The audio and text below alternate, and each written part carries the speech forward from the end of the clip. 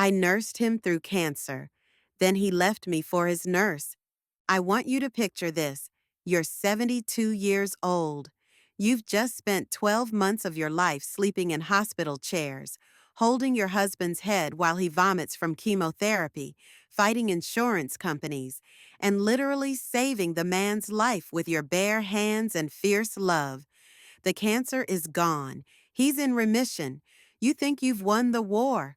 Then he looks you dead in the eye and says, I'm leaving you for my 27-year-old nurse. 47 years of marriage. Gone. Just like that. You want to know what happened next? You want to know if I crumbled into a heap of broken bones and shattered dreams? You want to know if this story ends with a bitter old woman alone with her cats?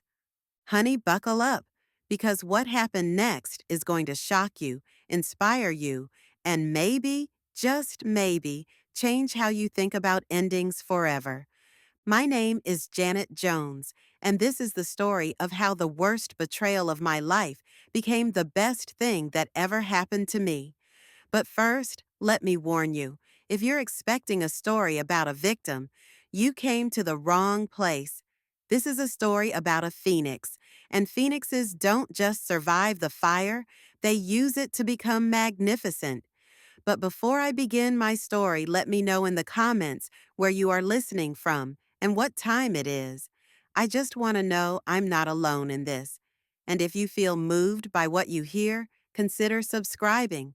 It helps give me the strength to speak my truth. Now, let's get into my story. 3 years ago, I thought my life was over. Today, I'm just getting started. Let me start at the beginning, when my world was still whole, and I thought I knew how my story would end. Harold and I had been married for 47 years when the devil came calling in the form of pancreatic cancer. 47 years. That's longer than some people live entire lifetimes, and in those years, we'd built something beautiful together. Not perfect. Lord knows we weren't perfect, but real, solid. The kind of love that weathers storms and grows stronger with each season. Harold was my mountain of a man, 6 feet of quiet strength and gentle hands that could fix anything broken, except, as it turned out, the betrayal growing in his own heart. But I'm getting ahead of myself. That fall when he started losing weight, I felt it in my bones before I saw it with my eyes. You know how it is when you've loved someone for nearly 5 decades. You become attuned to their rhythms, like a master musician knows their instrument. Something was off key, and my soul was screaming warnings even when my mind tried to rationalize it away. Harold, I said one crisp October morning, watching him push eggs around his plate like they were puzzle pieces he couldn't figure out. Baby, you're scaring me. The way he looked up at me then, like a little boy caught doing something wrong, should have prepared me for all the secrets that were coming. But how do you prepare for your foundation to crumble? I'm fine, Janet, he said, but his voice cracked on my name like it hadn't done since we were teenagers.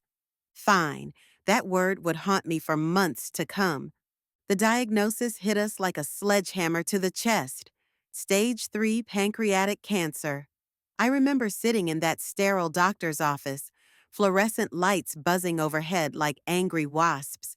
While this child of a doctor, Dr. Peterson couldn't have been older than our grandson, delivered our death sentence with all the warmth of a weather report. 18 to 24 months with aggressive treatment, he said, his voice clinical and detached. Without treatment, we're looking at 3 to 6 months. Time. Suddenly, time became this precious, finite thing that we'd taken for granted for nearly half a century. I reached for Harold's hand, and when his fingers intertwined with mine, I felt like I was holding onto the edge of a cliff in a hurricane. But here's the thing about love, real love, the kind that's been tested by decades of ordinary Tuesdays and extraordinary trials. It doesn't break under pressure. It transforms into something fiercer, more determined. I looked at my husband's scared face and made a silent vow that would define the next year of my life. I would fight for him harder than he could fight for himself. And Lord help me, I did. The chemotherapy started right before Christmas. And let me tell you, there's nothing that prepares you for watching the man you love disappear piece by piece. The treatment stripped away everything that made Harold look like Harold: his thick silver hair, his robust appetite, the way he'd hum old Motown songs while shaving in the morning. But I became his warrior. I researched every treatment option, interrogated every doctor, turned our bedroom into a medical command center with pill organizers and treatment schedules and inspirational quotes taped to the mirror. I learned to give injections, to recognize the subtle signs of infection, to hold his head while he retched until there was nothing left but bile and despair. Our children, Marcus in Atlanta, Denise in Chicago, and our baby girl Rochelle out in California chasing her Hollywood dreams, they tried to help when they could. But the daily battle, the hourly vigilance, the way cancer infiltrates every corner of your life, like smoke under a door, that was all mine to shoulder. And I carried it gladly, proudly, because that's what love does. It shows up day after day, even when showing up feels impossible. The miracle came in spring. Harold's scans showed the tumor shrinking, his blood work improving, his appetite returning with a vengeance. I remember the day Dr. Peterson said the word remission with something approaching wonder in his voice. Harold cried, big, ugly, grateful tears, and I held him like he was the most precious thing in the world. Because he was. He was my everything. That's when Bethany entered our story, though I didn't know then that she was writing my ending. Bethany was Harold's new oncology nurse, fresh-faced and eager, with corn silk hair and eyes the color of summer sky. She couldn't have been more than 27, all efficiency and compassion wrapped up in pink scrubs that made her look like she belonged in a beauty pageant, not a cancer ward. "She's something special," Harold started saying after his appointments. "Really knows how to make a man feel human again." I agreed wholeheartedly. Bethany was everything you'd want in a healthcare provider: knowledgeable, caring, dedicated. She remembered Harold's coffee preferences, asked about his grandchildren, celebrated his good days, and supported him through the bad ones. What I didn't see, what I couldn't have imagined in my worst nightmares, was that she was also making my husband fall in love with someone who wasn't me. The signs started so subtly that I missed them completely. Harold began taking extra care with his appearance on treatment days, spending 20 minutes in front of the mirror when 5 had always been his maximum. He'd come home from appointments energized in a way that seemed to have nothing to do with his medical progress. Bethany says this, and Bethany thinks that, became the soundtrack of our conversations. Bethany says laughter heals faster than medicine. Bethany thinks I should try this new exercise routine. Bethany believes I'm responding to treatment better than men half my age. Bethany, Bethany, Bethany. I should have seen it coming, but I was blinded by gratitude. My husband was alive, was improving, was himself again. The specter of death had lifted from our house, and I was drunk on the relief of it all. That summer, the summer Harold was declared officially in remission, was like a second honeymoon. We traveled to see Rochelle in Los Angeles, walked hand in hand on Santa Monica Beach, made love with the desperate passion of people who'd almost lost each other forever. I thought we'd been given a miracle, a second chance, a renewal of everything we'd built together. I was wrong about everything except the miracle part. But the miracle wasn't Harold's recovery. It was what came after he destroyed us. The bomb dropped on a Thursday evening in September. Harold had been to his regular checkup, and when he came home, he wore the expression of a man walking to his own execution. How did it go? I asked, the way I always did, while stirring the pot roast that had been his favorite meal since we were newlyweds. Fine, he said, but that word, that cursed word, hung between us like a lie we both knew was about to explode. After dinner, after we'd watched the evening news, after I'd started loading the dishwasher with plates that neither of us had really touched, Harold cleared his throat in that particular way that meant he had something important to say. Janet, he said, and my name in his mouth sounded like an apology. I turned from the sink, still holding the dish towel, and looked at the man I'd loved for 47 years. What I saw in his face made my heart stop beating. We need to talk. 4 words. 4 simple words that would shatter my world like glass hitting concrete. Harold? My voice came out smaller than I intended, like a child asking if the monster under the bed was real. I've been thinking, he said, each word deliberate and devastating, about us, about everything that's happened, about what I want for whatever time I have left. Whatever time he had left. As if he was still dying, as if the life we'd fought so hard to save wasn't worth living with me. I think we need some time apart. The dish towel fell from my hands like a white flag of surrender. What? The word scraped my throat raw. I think, I think maybe I should move out for a while. Give us both some space to figure out what we really want. Space, time apart, figure out what we want. The euphemisms were almost worse than if he'd just stabbed me in the chest. Harold, what are you talking about? You just beat cancer. We just got our life back. That's just it, Janet. He turned to face me fully, and I saw tears in his eyes that somehow made everything worse. I got my life back, and I'm not sure this is the life I want anymore. The room tilted. The floor felt like it was dissolving under my feet. The life you want? Harold, this is our life, our marriage, our 47 years together. I know, and I'm sorry. God, Janet, I'm so sorry. But I can't pretend anymore. Pretend what? The silence that followed was so complete, I could hear my own heartbeat thundering in my ears. I'm in love with Bethany. If he had reached into my chest and torn out my beating heart, it would have hurt less than those 6 words. Bethany, your nurse, Harold, she's young enough to be your granddaughter. I know how it looks. I know how it sounds. But Janet, when I was sick, when I thought I was dying, she made me feel alive in a way I haven't felt in years. And I didn't? The question came out as a whisper, but it might as well have been a scream. You made me feel safe, cared for. But Janet, you saw me as your sick husband, your obligation.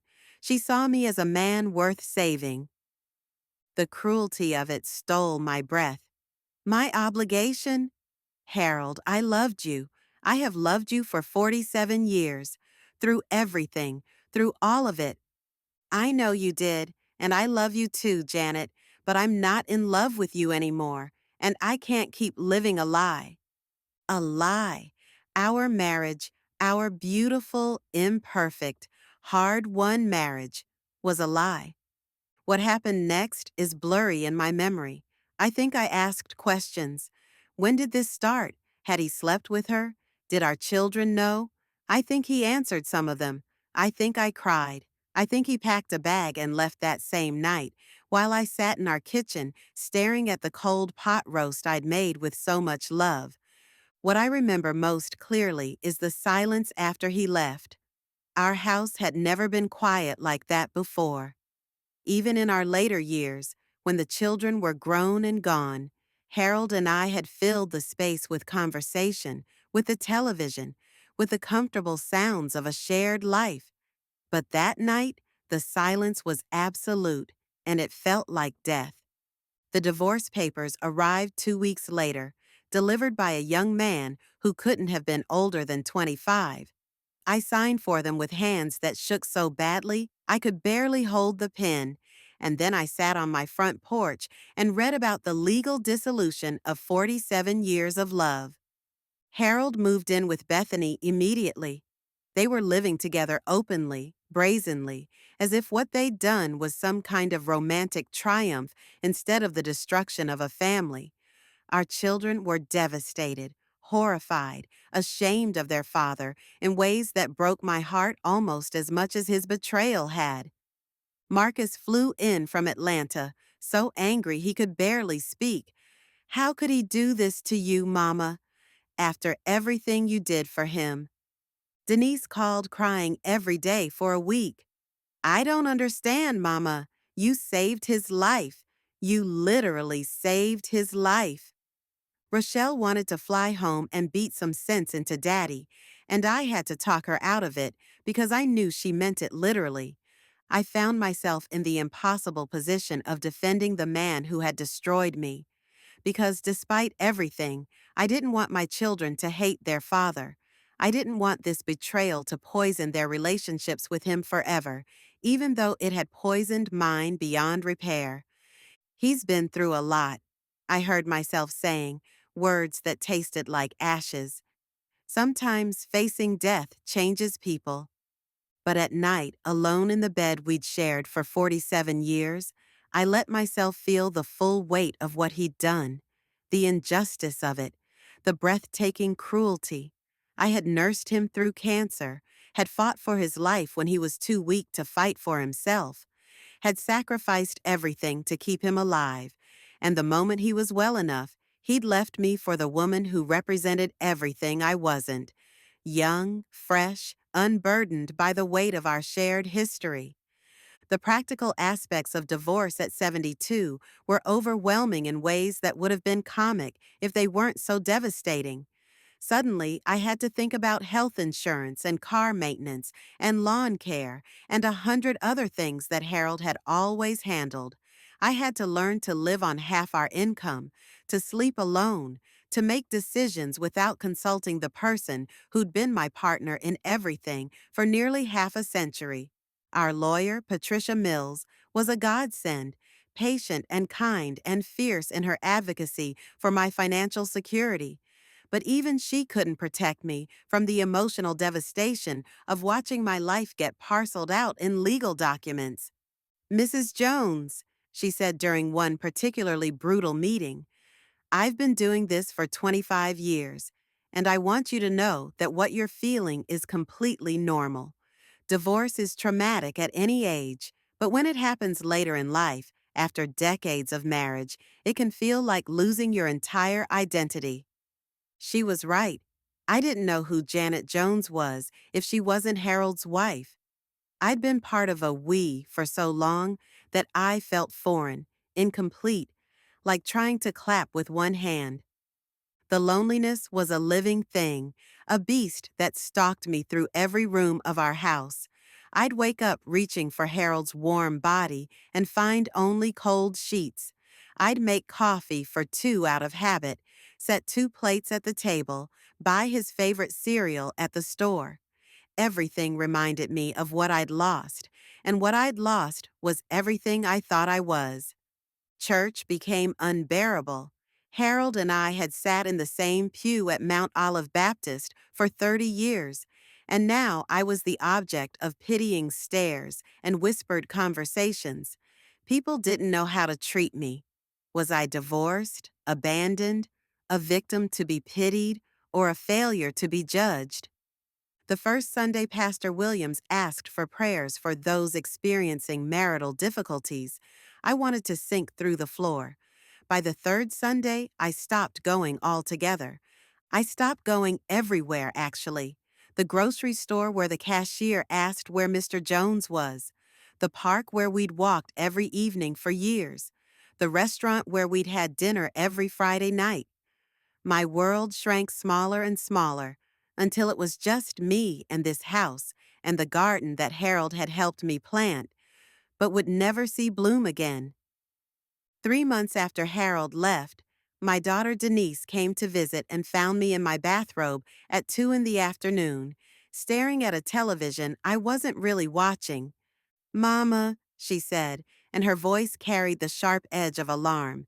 This has to stop. What has to stop?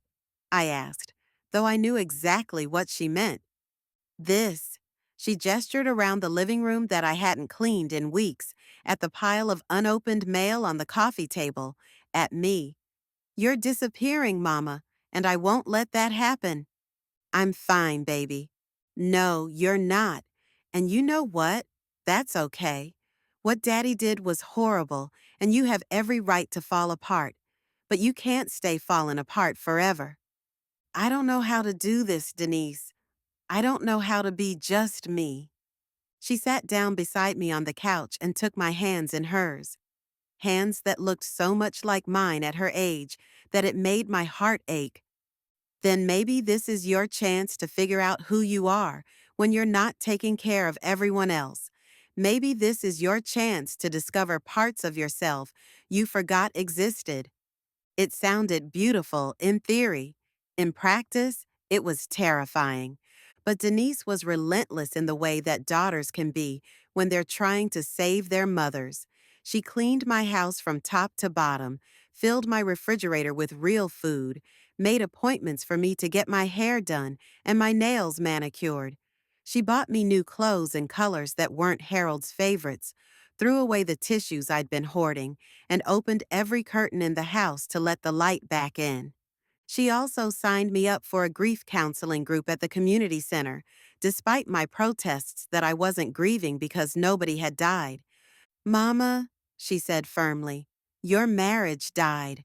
Your life as you knew it died. That's absolutely worth grieving.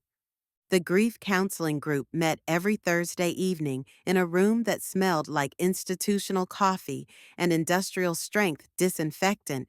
There were 8 of us, mostly widows and widowers, but also Martha, a 68-year-old woman who was going through her own late-in-life divorce after 42 years of marriage. Martha became my lifeline, the person who understood that losing a spouse to betrayal was different from losing one to death, but no less devastating. She was 6 months ahead of me in the process and served as my guide through this alien territory of single life after 70. It gets easier, she told me after my first meeting, when I'd sobbed through the entire hour and used half a box of tissues. Not easy, but easier. You learn to carry the hurt without letting it destroy you. How? One day at a time, 1 minute at a time, when it's really bad, and eventually you start to remember who you were before you were half of a couple. Dr. Sarah Chin, our group facilitator, was a small woman with infinite patience and the gift of asking exactly the right question at exactly the right moment. Janet, she said during my third session, tell us about something you loved doing before you got married. I had to dig deep to remember. 25 seemed like a lifetime ago. I love to paint, I said finally, surprised by the memory. Watercolors mostly. Flowers, landscapes. I wasn't very good, but I loved it. What made you stop? Life, I guess. Marriage, children, work. There wasn't time. Is there time now? The question hit me like a revelation. For the first time in my adult life, I had nothing but time. That weekend, I found myself at the art supply store, feeling like an imposter among the serious artists selecting their materials. The teenager behind the counter was patient and helpful, walking me through the basics: paints, brushes, paper, a small tabletop easel. Starting fresh? She asked cheerfully. Something like that, I said, and for the first time in months, I almost smiled. When I got home, I set up the easel in the sunroom, where the light was perfect. The late afternoon sun streamed through the windows, illuminating the garden that Harold and I had planted together, the garden that was blooming without him, growing and changing and thriving despite his absence. I squeezed paint onto the palette with trembling hands and picked up a brush for the first time in decades. The first painting was terrible: muddy colors, clumsy brushstrokes, the proportions of a child's drawing. But for 2 hours, I didn't think about Harold or Bethany or divorce papers or loneliness. I just painted. It was the first peace I'd felt in months. I started painting every morning after that, drawn to my easel like a plant turning toward the sun. Flowers from my garden, the view from my kitchen window, my coffee cup sitting on the table catching the morning light. My technique was rusty, my hands uncertain, but something deep inside me was awakening after decades of sleep. This was who I had been before I became Harold's wife, before I became my children's mother, before I became defined by my relationships to other people. This was Janet, just Janet, and she was still in there after all these years. The divorce was finalized on a Tuesday in February, exactly 1 year after Harold's cancer diagnosis. I didn't go to court. Patricia handled everything while I sat in my sunroom, painting purple irises from memory. When she called to tell me it was done, that I was officially single for the first time since I was 25, I felt something I hadn't expected: relief. Harold had been generous in the settlement, fair to the point of guilt. I kept the house, half the retirement savings, his portion of the life insurance. I would be comfortable, financially secure, able to maintain my independence for the rest of my life. But more than that, I was free. Free to make choices based on what I wanted instead of what we wanted. Free to paint purple walls if I felt like it, to eat ice cream for dinner, to stay up too late reading romance novels. Free to discover who Janet Jones was when she wasn't answering to anyone but herself. I heard through the grapevine that Harold and Bethany had married quietly at the courthouse. No big wedding, no celebration, just the two of them and a justice of the peace. Our children didn't attend. Marcus still refused to speak to his father. Denise and Rochelle maintained minimal contact, but the relationships were damaged, perhaps permanently. I felt sorry for Harold, actually. He'd traded 47 years of family history for a romance that might not survive the first real test. He'd hurt his children, destroyed his legacy, and for what? A woman who might leave him the next time he got sick, the next time reality intruded on their fantasy. But mostly, I felt sorry for the woman I'd been. The woman who thought her worth was tied to being someone's wife, someone's caretaker, someone's everything. That woman had believed that love meant sacrificing yourself completely, that devotion meant disappearing into another person's needs. I was learning a different kind of love now: love for myself, love for possibility, love for the life I still had left to live. Spring came early that year, and my garden exploded with defiant color. The tulips Harold had planted pushed through the soil with determination. The dogwood tree we'd bought for our 20th anniversary covered itself in white blossoms like a bride. Life was asserting itself everywhere I looked, reminding me that endings were also beginnings. I painted the garden obsessively, trying to capture the way the morning light transformed ordinary flowers into something magical. My technique was improving rapidly, muscle memory returning as if my hands remembered what my heart had forgotten. Martha from grief counseling suggested I consider entering some pieces in the local art show. "I'm not ready for that," I protested. "Honey," she said with a laugh, "nobody's ever ready. That's what makes it courage instead of confidence." The art show was in June, and I agonized over which paintings to submit. Finally, I chose three: my garden in full bloom, the old oak tree in our backyard painted during a winter storm, and one I'd painted from memory: two figures dancing in a living room, but rendered so abstractly that you had to look closely to see the love and loss intertwined in the brushstrokes. I was terrified the day of judging, but I reminded myself of Martha's words about courage. I didn't win any prizes, but something better happened. I sold two paintings. Two strangers saw something in my work that they wanted to take home with them. This captures something real about the beauty that comes after difficult seasons, said the woman who bought my garden painting. She had no idea how right she was. By summer's end, I was taking watercolor classes at the community college, surrounded by women in their 60s, a few middle-aged mothers looking for creative outlets, and one college student fulfilling an art requirement. Our instructor, Professor Williams, was a gentle man who treated each of us with equal seriousness, regardless of our age or skill level. Art isn't about age, he told us during the first class. It's about seeing, really seeing, and having the courage to translate what you see into something others can feel. What was I seeing? What was I trying to translate? Pain, certainly. Loss.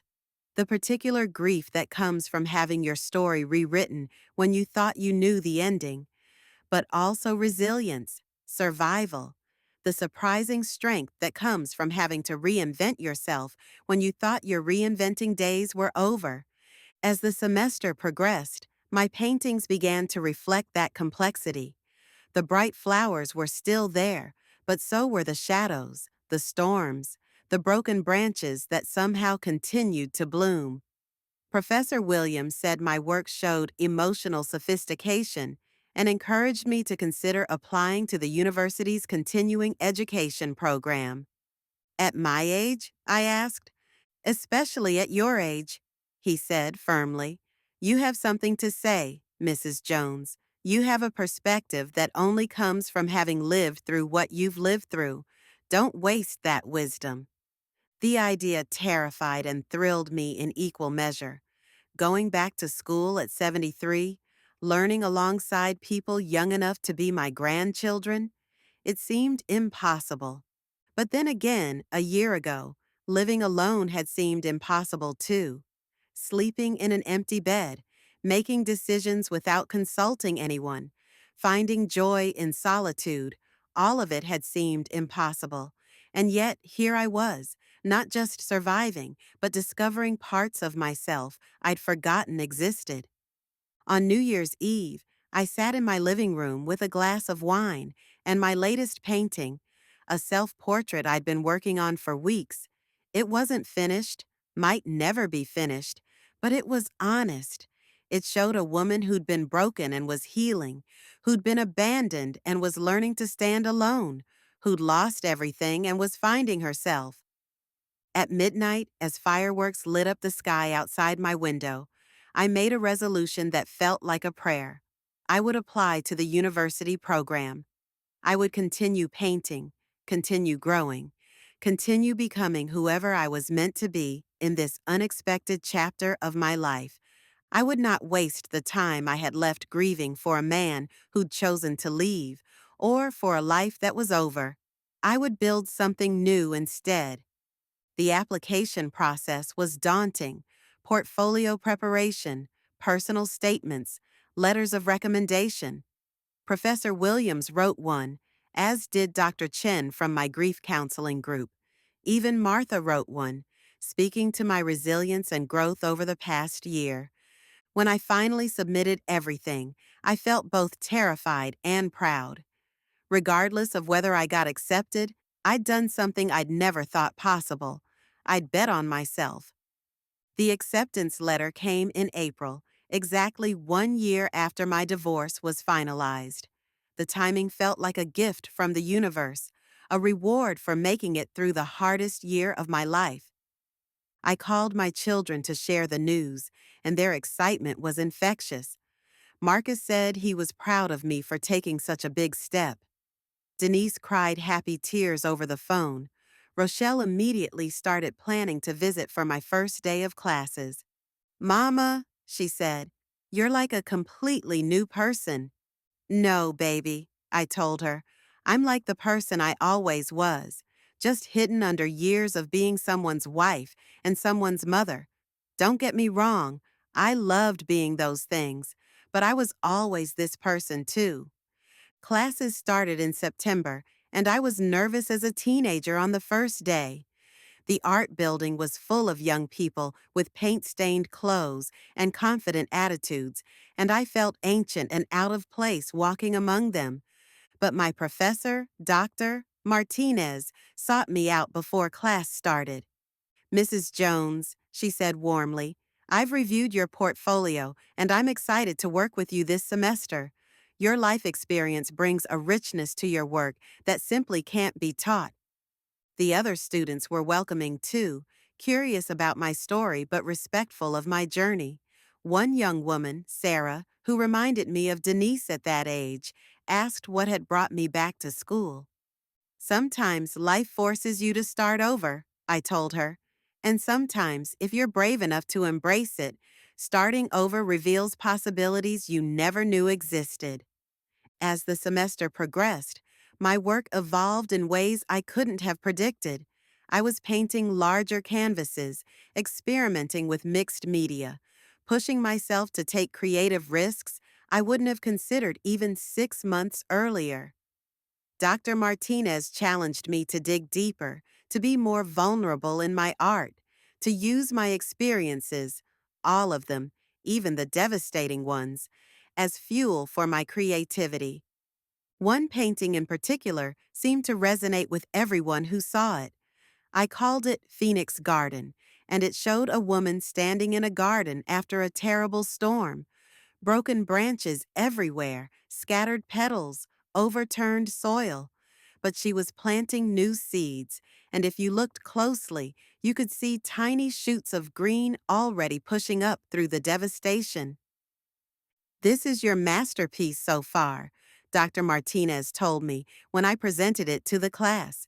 "You've taken something devastating and found the hope hidden inside it. That's what the greatest art does. It transforms pain into possibility." I thought about Harold when she said that. For the first time in months, I thought about him without anger or bitterness, just with a kind of sad understanding. He'd been drowning in his own fear when he made those terrible choices: fear of aging, fear of mortality, fear of being ordinary. I didn't excuse what he'd done, but I could finally see the broken man behind the betrayal.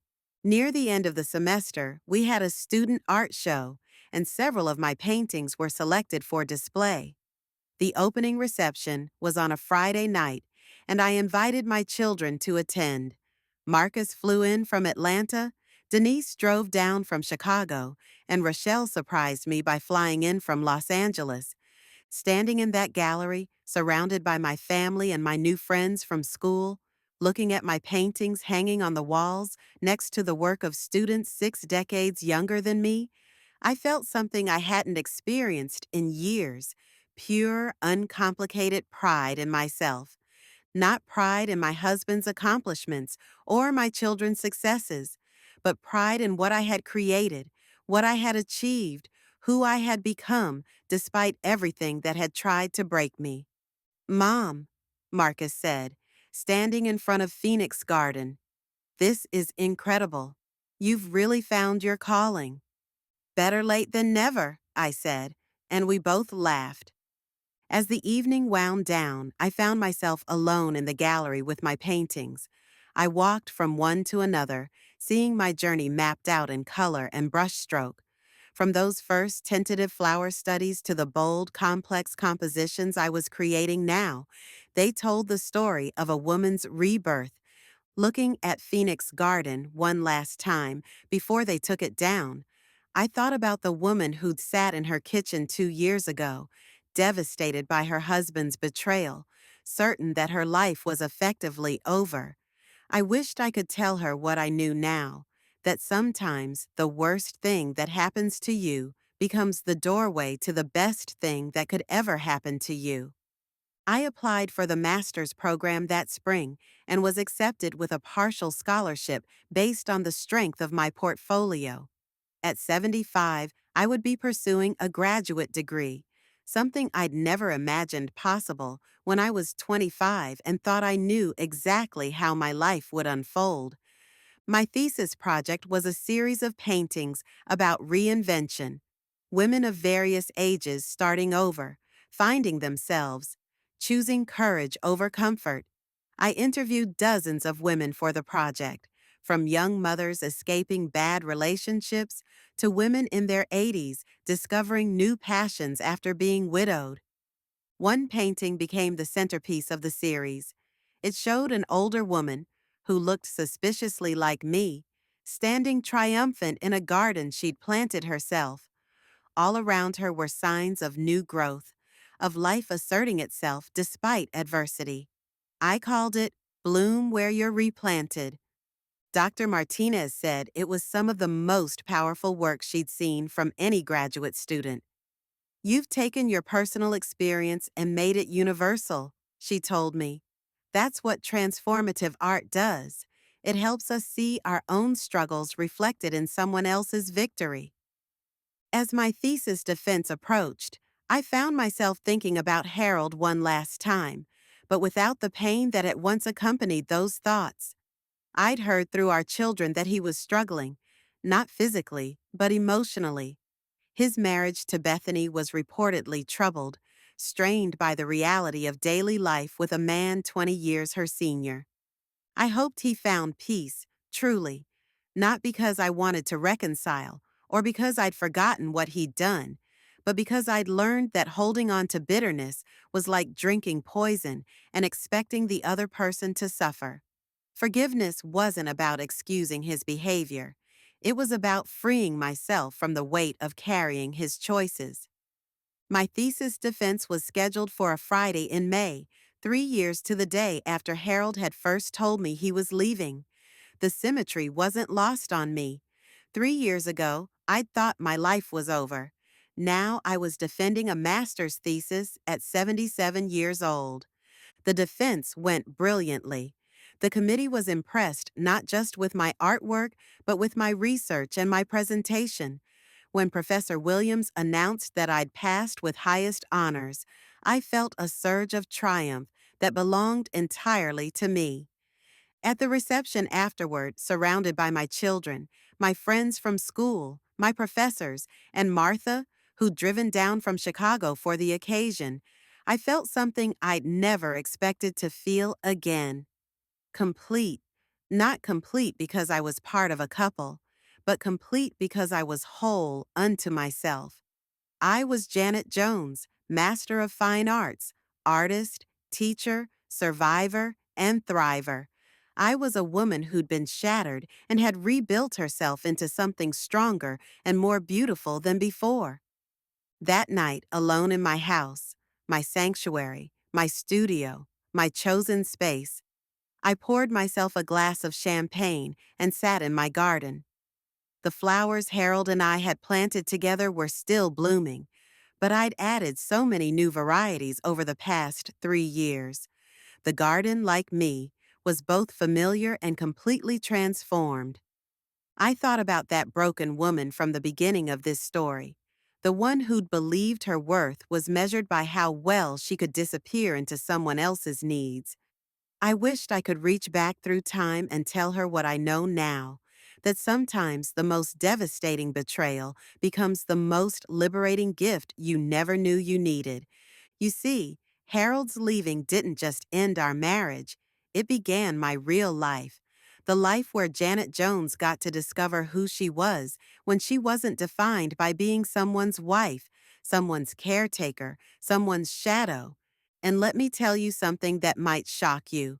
I wouldn't trade this journey for anything, not even to have Harold back, not even to undo the pain, because that pain cracked me open in exactly the places where the light needed to get in.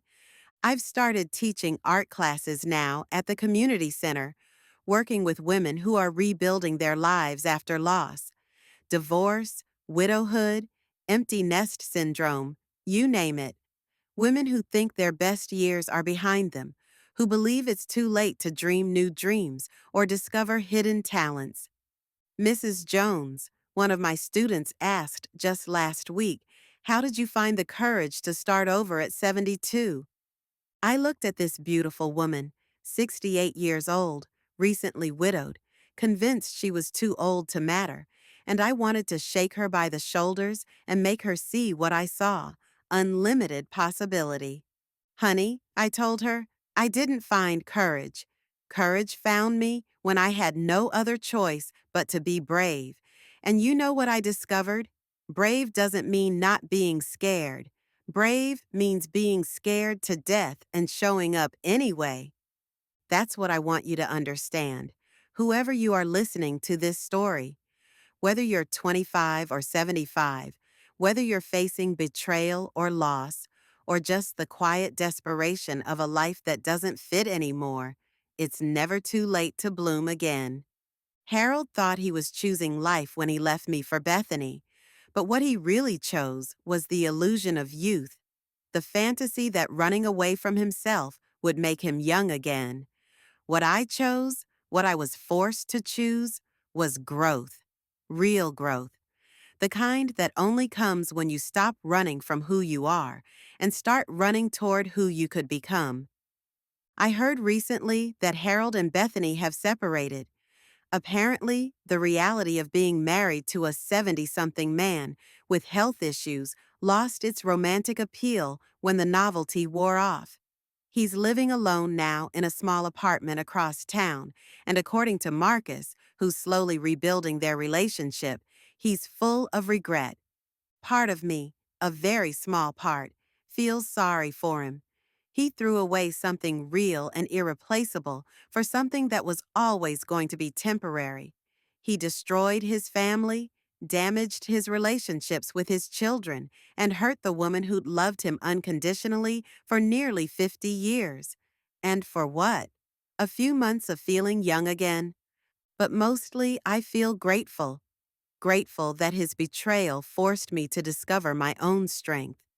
Grateful that his leaving made room for my becoming. Grateful that his choice to abandon our marriage became my opportunity to find myself. Last month, I had my first solo art exhibition at a gallery downtown. The theme was Late Bloomers, a collection of paintings celebrating women who found their voices, their talents, their true selves later in life. The opening night was packed with people of all ages, but especially women who saw their own possibilities reflected in my story. The centerpiece of the exhibition was a large painting I called The Truth About Phoenixes. It showed a magnificent bird rising from ashes, but if you looked closely, you could see that the ashes weren't just destruction. They were also fertile soil, rich with the nutrients needed for new growth. A young woman, couldn't have been more than 30, stood in front of that painting for 20 minutes, tears streaming down her face. Finally, she approached me. "That's my grandmother," she whispered. "She raised me after my parents died, and she always said that sometimes you have to burn down your old life to build your real one. She would have loved this." Stories like that remind me why I paint now, why I teach, why I share my story with anyone willing to listen. Because somewhere out there is a woman who thinks her life is over, who believes that being abandoned means being worthless, who can't imagine surviving the kind of betrayal that nearly destroyed me. I want her to know what I know now, that survival is just the beginning, that healing is possible, that reinvention isn't just for the young, that sometimes the worst thing that happens to you becomes the best thing that ever happened to you, but only if you're brave enough to let it transform you instead of destroy you. I'm 78 now, and I have never been more vibrantly, completely, unapologetically alive. I travel when I want to. I've painted gardens in England, landscapes in Tuscany, the incredible light in Provence that inspired so many artists before me. I eat what I want, sleep when I want, paint what moves me, love who deserves it. I've learned to dance salsa at the community center. I've taken cooking classes and discovered I have a passion for Italian cuisine. I've joined a book club where we argue passionately about character motivation and plot development. I've made friends who know me as Janet the artist, not Janet the abandoned wife. Most importantly, I've learned the difference between being alone and being lonely. Harold's leaving taught me that you can be lonely in a marriage and fulfilled in solitude. That love for another person is beautiful, but love for yourself is essential. That being someone's everything is a burden, but being your own person is a gift. My children visit more often now than they did when I was married. They say I'm more interesting, more fun to be around. Marcus brings his kids to my studio and lets them paint alongside their grandmother. Denise calls me for advice about her own art projects. She's started pottery. Rochelle sends me photos from her movie sets and says I inspire her to take creative risks. They see me as a whole person now, not just as their mother or their father's wife. And in seeing me that way, they've given me permission to see myself that way too. I still think about Harold sometimes, but not with the crushing pain that once accompanied his memory. I think about him with something closer to compassion, compassion for a man who was so afraid of aging that he destroyed everything beautiful in his life, trying to outrun time. Time, as it turns out, is not the enemy. Time is the canvas on which we paint our stories, and every year adds richness and depth to the masterpiece of a life fully lived. If you're listening to this story and recognizing yourself in my pain, if you're sitting in your own kitchen wondering how you'll survive your own betrayal, let me tell you what I wish someone had told me in those first dark days. This is not your ending. This is your beginning. You are not too old to start over. You are not too broken to heal. You are not too set in your ways to change. You are exactly the right age to become who you were always meant to be.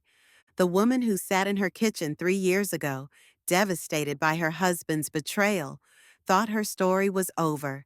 She was wrong. Her story was just beginning. And what a beautiful, unexpected, magnificent story it's turned out to be. Harold nursed me through his cancer, and then he left me for his nurse. But in leaving, he gave me the greatest gift imaginable. He gave me back to myself. And Janet Jones, it turns out, is pretty remarkable on her own. My name is Janet Jones. I am 78 years old. I am an artist, a teacher, a survivor, and a thriver. I am a woman who learned that love lost can become love found. Not romantic love, but something even better. Love for yourself, love for possibility, love for the infinite potential that exists in every moment, at every age, in every circumstance. This is my story. This is my truth. This is my triumph. And if an old woman from a small town can transform betrayal into beauty, abandonment into art, and devastation into joy, then honey, anybody can. Your story isn't over. It's just waiting for you to pick up the brush and start painting. The end. Sometimes the worst thing that happens to you becomes the doorway to the best thing that could ever happen to you, but only if you're brave enough to walk through it. Janet Jones.